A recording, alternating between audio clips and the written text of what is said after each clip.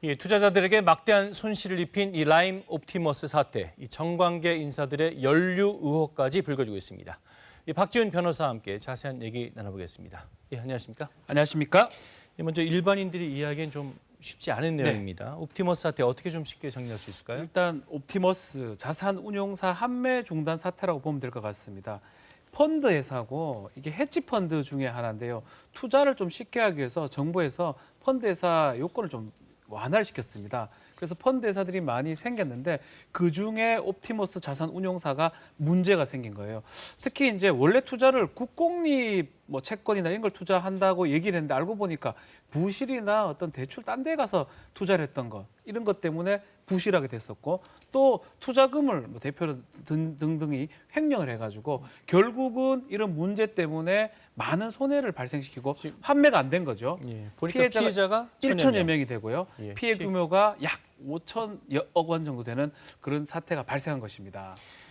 예, 옵티머스 사태를 둘러싸고 지금 네. 내부 문건 의혹도 나오고 있죠. 어떤 문건입니까? 일단은 이렇게 옵티머스 사태가 발생하니까 많은 피해자가 발생했는데 이 상황에서 뭔가 정관계 인사가 연루가 됐을 것 같은 문건들이 이제 발견됐다고 지금 보도가 됐는데 예. 그 문건은 이미 6월 달에 검찰이 압수했던 그 문건입니다. 여성 자리에 하자를 치유할 수 있는 펀드 하자를 치유할 수 있는 문건이라고 이제 보고가 됐는데 이 부분에 대해서 이제 야당이나 또 일부에서는 뭔가 로비의 정황이 있는 게 아니냐라고 얘기를 하고 있고 또 여당이나 뭐 정부 입장에서는 아직까지 구체적인 인사들이 거론된 것은 아니라고 반박하고 있는 상황입니다. 그런데 지금 실제로 네. 몇몇 그 정관계 인사들의 이름이 거론되고 있지 않습니까? 고문단이 있어요. 뭐 이런 고문단. 거. 예, 예. 최동욱 전 검찰총장이라든지 아니면 뭐 지금 이재명 지사 얘기도 지금 나오고 있고요. 몇몇은 지금 거론이 되고 있습니다. 또 그리고 밑에 이제 금융감독원이라든지 이런 쪽에 사람들이 지금 거론되기 때문에 이것 때문에 혹시 이런 어떤 사태를 일으키는 과정에서 유착이 되고 있고 비호를 했지 않을까? 뭐 그런 어떤 의혹이 제기되고 있는데 아직까지는 아직 의혹 수준이고 뭔가 구체적으로 드러나고 있는 상황은 없는 것으로 지금 보입니다. 이번 라임 사태 얘기해 볼까요? 비슷한 의혹이 불거지고 있는데 이 라임 사태는 옵티머스와는 완전히 지금 다른 사건인 거죠. 그렇죠. 라임 자산운용사의 또 어떤 부실한 운영에 의해서 피해자가 또 많은 피해가 발생한 사건입니다. 옵티머스 사건보다 더 일찍 일어났던 사건이고 라임 사건을 통해서도 피해가 더 좀 극심합니다. 피해자가 한 4천여 명이 되고요. 피해 규모는 1조 6천억 정도가 되는데 마찬가지로 부실하게 투자를 하고요. 잘 설명을 안 해준 겁니다. 예. 이렇게 투자를 하기 때문에 이런 수익을 얻을 것이다 해야 되는데 투자처도 속이고 펀드도 부실하게 운영하다 보니까 완전하게 이 손해를 발생시킨 뭐 그런 사태라고 보면 될 것 같습니다. 그 라임 사태는 현재 재판 중이죠. 네. 근데 이 재판에서 청와대 출신 인사 이름이 나왔어요? 지금 옵티머스는 아직까지 명확하게 많이 드러나진 않았는데 네. 라임 사태에서는 한 명이 정확하게 등장합니다.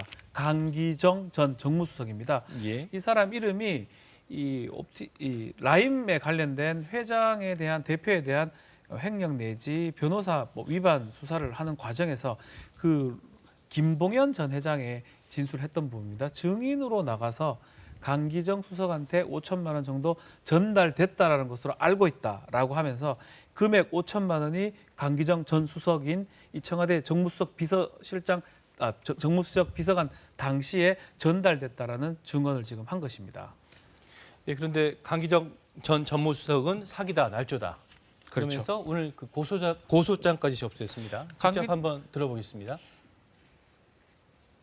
김봉현 씨의 위증과 명예훼손적 발언, 저는 명예에 심대한 훼손을 당했고 국민들은 혼란스러워하고 있고 야당은 이걸 정치 공세로 몰아붙이고 있습니다. 이걸 바로잡겠습니다. 예, 그러니까 이제 반박의 핵심은 네. 청와대에서 어떻게 돈을 받느냐, 말도 안 된다, 뭐 이거 아니겠습니까? 그렇죠.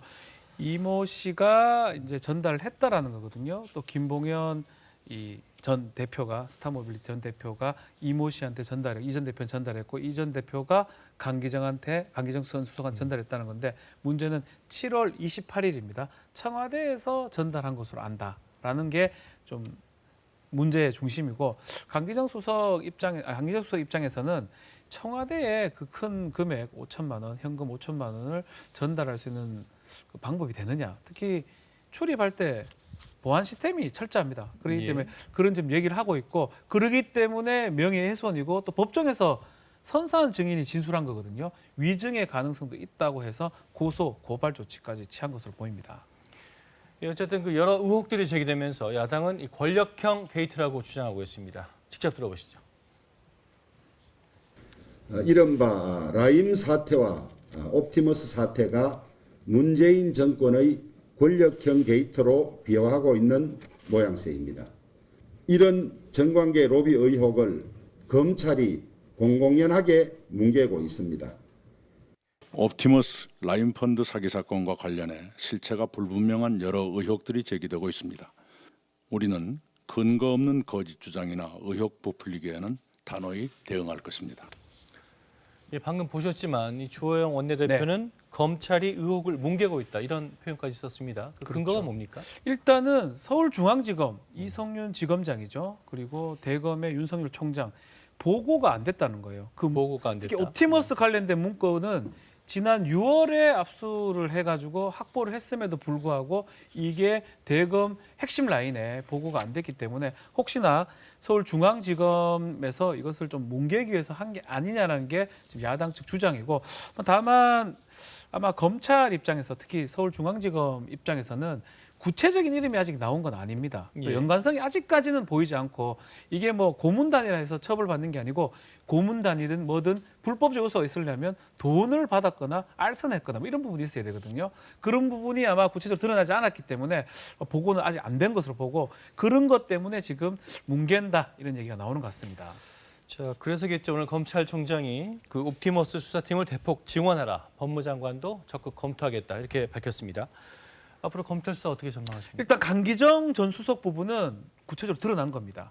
김봉현 전 회장이 법정 증언을 함으로써 이것은 확인을 해야 될 것 같아요. 5천만 원을 언제 어디에서 어떻게 전달했고 어떻게 사용됐는지 이 부분을 확인할 것으로 보고 다만 옵티머스 문건 관련해서는 아직까지 연관성은 아직 덜한 것 같아요. 구체적 내용이 안 나왔기 때문에 좀 더 나온다 그러면 수사의 탄력을 받을 수는 있을 것 같은데 지금 단계에서는 확실하게 뭔가 수사를 할 수 있는 상황은 아니라고 보입니다. 예, 말씀 여기까지 듣겠습니다. 감사합니다. 감사합니다.